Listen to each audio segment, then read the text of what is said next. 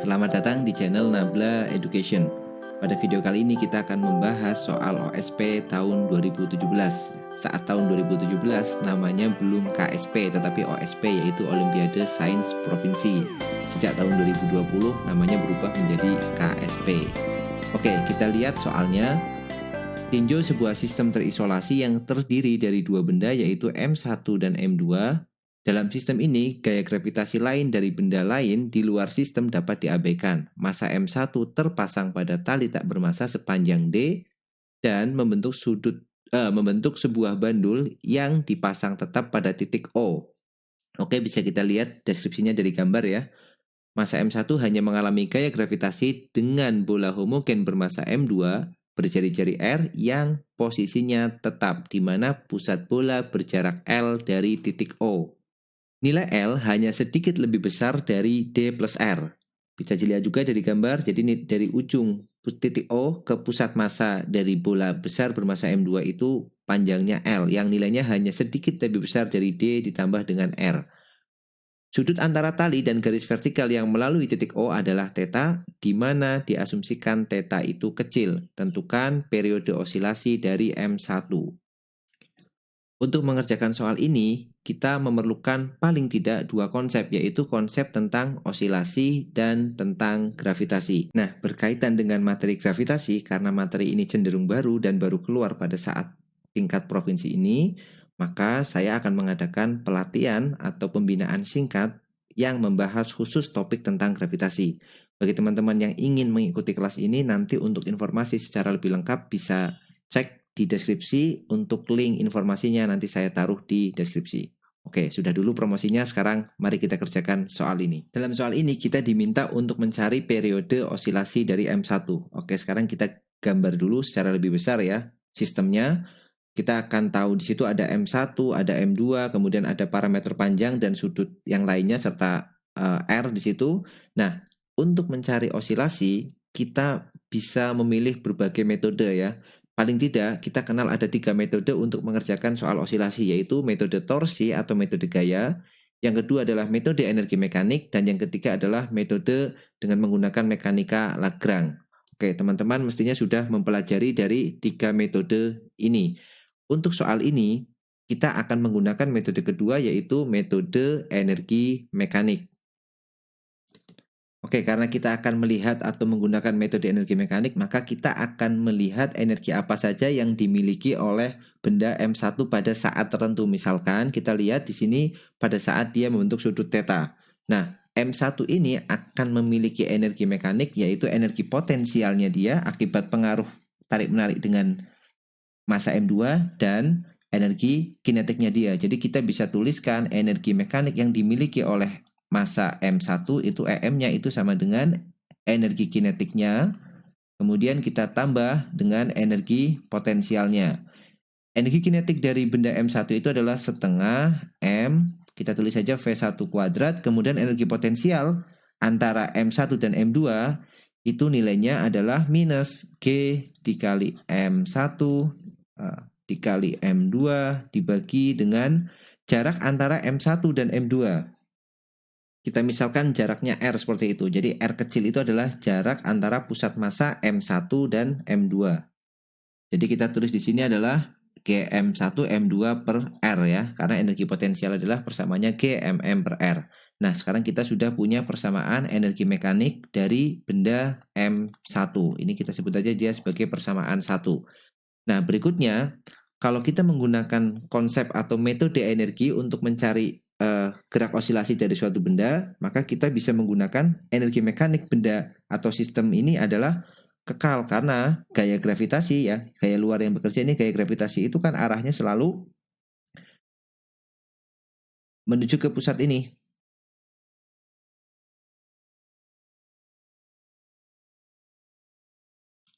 Oke, selanjutnya setelah kita mengetahui nilai energi mekaniknya, maka kita bisa menggunakan konsep bahwa karena energi mekanik dari benda M1 itu kekal, berarti kalau kekal maka dia tidak berubah terhadap waktu, atau kita tuliskan DEM dt-nya itu sama dengan 0. DEM dt itu sama dengan 0.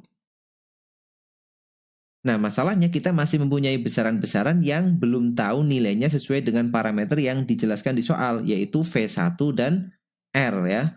Untuk mengetahui V1, kita tinggal melihat karena V1 itu, ini V1 itu adalah, kita tuliskan dulu di sini, V itu kan sama dengan omega kali R ya, omega kali R. Nah, R-nya di sini, untuk gerakan M1, R itu tidak lain terhadap poros O tadi di sini, R-nya adalah D, berarti omega dikali D. Nah, kita akan menggunakan notasi dot ya. Jadi V-nya omega itu kan turunan dari sudut atau posisi sudut terhadap waktu d theta dt, atau kita boleh tulis karena turun terhadap waktu kita bisa tulis theta dot. Berarti V sama dengan theta dot dikali dengan D. Kita sudah tahu ini, kita buat dia sebagai persamaan kedua. Kemudian kita akan mencari nilai R yang belum diketahui. R itu jarak ini. Nah, coba teman-teman perhatikan geometri dari segitiga ini. Segitiga yang saya beri warna merah itu adalah segitiga yang menghubungkan antara D, kemudian R kecil, serta panjang L. Dan ada theta di sini. Maka karena L, D, R, dan theta sudah ada, maka kita bisa mencari nilai R-nya. Dengan apa? Ya tentu saja dengan menggunakan aturan kosinus ya. Kita bawa keluar segitiganya misalkan seperti ini. Nilai ini sudutnya adalah theta, kemudian panjang ini D, panjang yang ini R kecil, dan panjang yang ini L besar. Berarti kita bisa menggunakan aturan kosinus di sini.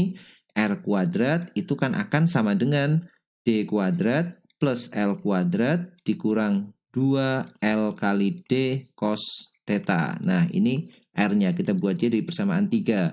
Nah, berikutnya kita akan memasukkan persamaan 2 dan 3 ke persamaan 1. Berarti energi mekanik dari sistem itu sama dengan setengah dikalikan M dikalikan V1-nya adalah theta dot kali D. Jadi theta dot kuadrat D kuadrat ya. Jadi theta dot dengan D theta dt itu sama saja. Kemudian dikurang dengan GM1 M2, G kali M1 kali M2 per R. Nah, padahal di sini persamaan 3 itu R kuadrat. Berarti ini jadi akar ya. Akar dari D kuadrat plus L kuadrat minus 2LD cos theta. 2LD cosinus theta. Nah, kita sudah dapatkan persamaannya ke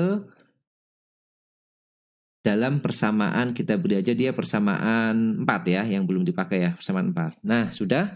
Selanjutnya kita tinggal menggunakan konsep ini. Karena energi mekanik itu kekal, berarti kalau kita turunkan dia terhadap waktu itu sama dengan 0.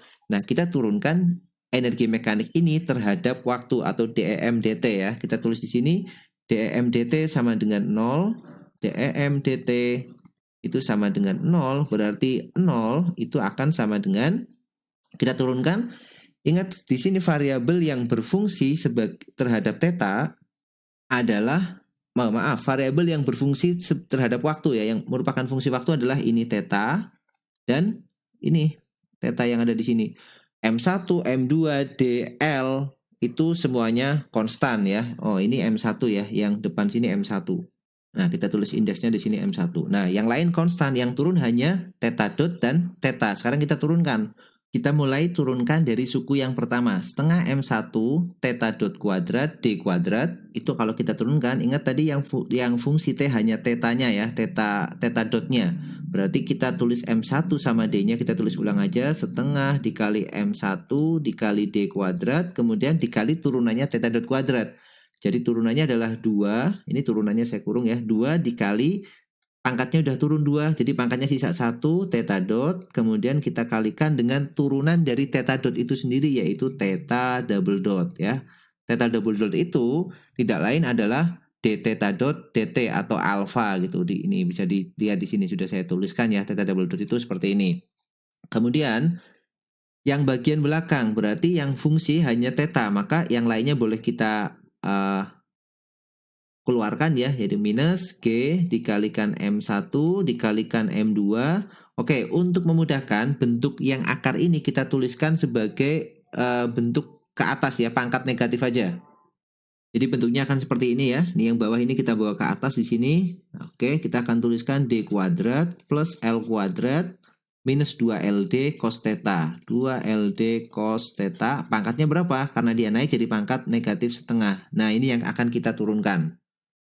Oke, sekarang kita mulai turunkan. Minus setengahnya turun ya, ini pangkatnya dulu yang turun, jadi negatif setengah. Kita tulis di sini. Kemudian yang dalam kurung tetap kita tulis ulang lagi, yaitu D kuadrat plus L kuadrat minus 2LD cos theta, 2LD cos theta. Jadi berapa pangkatnya? Karena sudah kita turun pangkat min setengah, maka ini min setengah dikurang 1, jadi minus 3/2. Kemudian kita kalikan dengan turunan yang ada di dalam kurung ini. D dan L itu konstan, maka dia turunannya 0 ya. Dikalikan, ini masih di dalam kurung besar ya. Turunannya berarti ini D kuadrat 0, L kuadrat 0, tinggal yang belakang. Minus 2LD, minus 2LD, dikali turunan cos. Apa turunan cos? Itu negatif sin. Oke, kita tulis lagi nih, negatif sin theta, dikali, ingat theta itu fungsi T, maka dia harus turun lagi terhadap T. Jadi theta dot atau d theta dt. Nah, ini adalah turunan dari suku yang kedua ini secara lengkap. Berikutnya, kalau sudah tahu turunannya, kita tinggal susun ulang persamaannya ya. Oke, kita akan bawa persamaan terakhir ini ke halaman selanjutnya. Ini persamaan terakhir yang kita dapatkan tadi. Sekarang kita bisa lihat, karena ini sama dengan 0, M1-nya bisa kita coret ya. M1-nya, kemudian yang bagian depan ini, suku pertama ini 2-nya dicoret. Berarti kita akan dapatkan 0 sama dengan D kuadrat dikalikan dengan theta dot, kemudian dikalikan dengan theta double dot, dikurang yang belakang ini kita cek tandanya, ini negatif kali negatif ya, jadi positif. Positif kali negatif jadi negatif, dikalikan negatif lagi, maka jadi positif ya. Maka tandanya ini plus, kemudian G dikali M2, dikali dengan, kita tulis dulu, kita sudah nggak main tanda lagi nih, setengah ya. Kemudian bagian belakang dulu kita tulis, dikali 2LD, dikali sin theta, dikali theta dot, kemudian dikali tinggal yang dalam kurung ini ya, dikali D kuadrat, plus L kuadrat minus 2LD cos theta pangkat negatif 3/2. Oke, yang belakang sekarang kita bisa coret 2-nya. Kemudian perhatikan suku kiri, suku pertama ada theta dot, suku kedua juga ada theta dot ya. Kalau kita bagi dengan theta dot semua, dia juga akan habis kan, karena sama dengan 0 di sini. Oke, nah di soal tadi disebutkan bahwa sudut theta kecil. Nah, kalau sudut theta kecil, apa implikasinya? Kalau sudut theta kecil, kita bisa menggunakan pendekatan bahwa nilai sin theta-nya untuk sudut kecil itu mendekati nilai theta itu sendiri dalam radian. Kemudian nilai cos theta-nya itu akan mendekati 1. Berarti dengan menggunakan pendekatan ini, kita akan dapatkan nilainya sama dengan 0 theta double dot D kuadrat ya, atau D kuadrat theta double dot sama plus G dikalikan M2, kemudian dikalikan L, dikalikan D, dikalikan sin theta-nya berubah jadi theta, ya, menggunakan pendekatan sudut kecil. Kemudian yang bawah ini kita buat menjadi pangkat positif ya. Jadi ini jadi D kuadrat plus L kuadrat minus 2L kali D, pangkat 3/2 ya kan. Lalu coba perhatikan bentuk yang di bawah ini ya. Ini kan bentuknya kan mirip dengan A kuadrat plus B kuadrat min 2AB ya. Maka ini bisa kita ganti menjadi ya, kalau kita punya A min B kuadrat gini, saya tuliskan di sini kan sama dengan A kuadrat min 2AB plus B kuadrat kan. Nah, ini kan sama ini. D kuadrat plus L kuadrat min 2LD. Nah, bentuk yang ini kan bisa kita tuliskan sebagai L minus D kuadrat ya, karena tadi L-nya itu lebih panjang daripada D ya, kita tulis L minus D kuadrat. Maka bentuk dari persamaan terakhir yang kita dapatkan bisa kita ubah jadi 0 sama dengan, oke, sekarang kita bagi semua dengan D ya, kita rapikan, bagi semua ruas dengan D, jadi 0 bagi D itu 0, yang sini tinggal theta double dot, kemudian plus G dikali M2-nya tetap, dikalikan L, kemudian di sini ada theta, kemudian dibagi dengan ada D lagi karena kita bagi dengan D. Di sini ada D dikali, ini sudah berubah jadi L minus D kuadrat. L minus D kuadrat masih kita pangkatkan dengan 3/2. Nah, kan seperti ini. Oke, sekarang L min D kuadrat pangkat 3/2, maka jadinya L min D pangkat 3 ya. 2-nya kita coret nih. 2 dikali 3/2 kan 3. Berarti bentuknya boleh kita tulis lagi 0 sama dengan theta double dot plus G dikali M2 dikali L dibagi dengan D dikali L minus D pangkat 3. Oke ya, karena di sini L lebih besar daripada D. Oke, sekarang kita perhatikan bentuk terakhir. Teman-teman ingat, kalau bentuk umum dari persamaan osilasi itu bisa kita tuliskan kan seperti ini kan. Theta double dot plus omega kuadrat theta itu kan sama dengan 0 ya. Ini kan bentuk umum persamaan osilasi. Atau boleh juga kalau misalkan pakai representasi atau penulisan dalam d theta kayak gini, berarti d2 theta dt kuadrat plus omega kuadrat theta itu kan sama dengan 0 juga ya. Jadi ini penulisan, ini bentuk umum dari persamaan osilasi. Sekarang kita perhatikan bentuk yang kita dapatkan persamaan terakhir kita ini kan bentuknya sama persis dengan yang atas ini ya. Berarti, kita masih kurang nulis theta di sini. Nah, tetanya belum ditulis. Berarti suku yang koefisien yang ada di depan theta di sini Gm2L dibagi DL min D pangkat 3 ini tidak lain adalah omega kuadrat, ya kan? Karena sudah theta double dot plus omega kuadrat theta sama dengan 0, udah sama. Berarti kita udah dapat omega kuadrat di sini. Nah, karena omega itu sama dengan 2pi per T, maka T-nya itu sama dengan 2pi dibagi omega. Nah, dari sini kan kita langsung bisa tahu nilai omeganya. Nilai dari omeganya itu kan sama dengan akar dari ini ya. Berarti akar dari Gm2. G ya. Maaf, kita hapus dulu.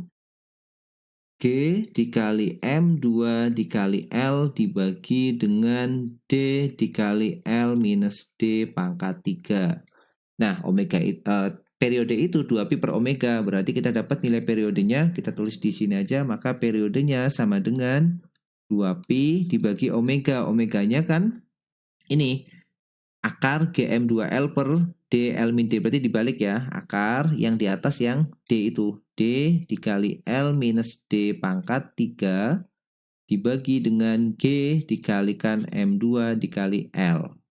Nah, kita dapatkan persamaan untuk periode dari osilasi benda M1 ya. Nah, di sini kita bisa melihat ya, benda M1 itu periode osilasinya ternyata bebas dari masanya sendiri. Dia hanya dipengaruhi oleh massa benda kedua, kemudian panjangnya tali yang dia pakai tadi untuk menggantung tadi, serta jarak dari poros ke pusat dari benda M1 yaitu L. Oke, itu dia salah satu contoh soal tingkat provinsi yang sudah kita bahas ya. Semoga ada manfaatnya video ini bagi yang ingin belajar dan ingin berhasil kemarin melanjutkan ke jenjang provinsi. Oke, sekian dulu video kali ini. Kalau misalkan videonya ini bermanfaat, boleh di-share ke teman-teman yang lain biar bisa belajar bersama. Oke, sampai jumpa di video selanjutnya.